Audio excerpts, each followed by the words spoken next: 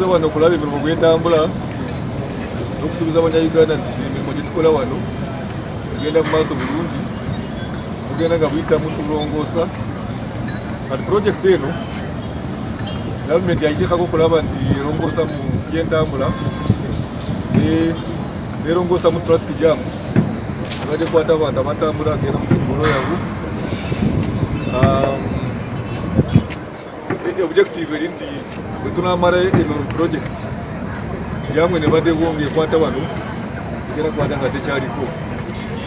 Project eno erimu bitundu bibiri, esooka eva wano Rocktower kugenda mpaka ku Mukwano Road ng'erimu okuzimba eno flyover yimulaba olutono lwa waggulu n'enguudo endala nga tuzigaziya nga mulabye ku Mukwano wano mulabye ka tireni ziri 5 era kubeera nga 7 awo eri ku Mukwano zibadde 2 katolabye zitandise kubeera 4 eno kugenda ku Nsambya tulina emuno yibayita 5 luyita wansi endala ziyita waggulu olyo nawe tugenda kululaba.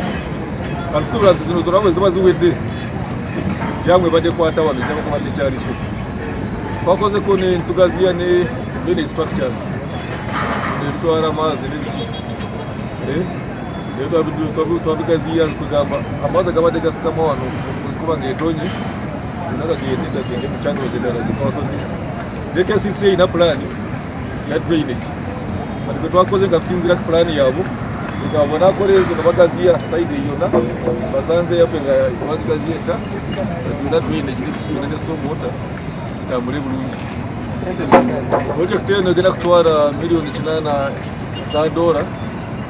etuzisosola mu mitendera 3 tusosola mu Japan currency, endala mu US currency, endala mu Ugandan currency. Tugenda kusasula luguudo lwa bwereere naye bw'otuuka Entebbe wali ojja kutambula bulungi mangu otuuka ku express w'Entebbe ogenda kusasula eyo bw'oba ogenda Entebbe. Naye wano wakyali free, gavumenti ekyaweereza abantu baayo banyumirwe emisolo yabwe gye bawa.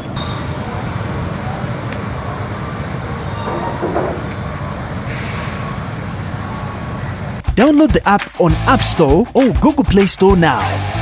Vision Digital Experience, the future of media.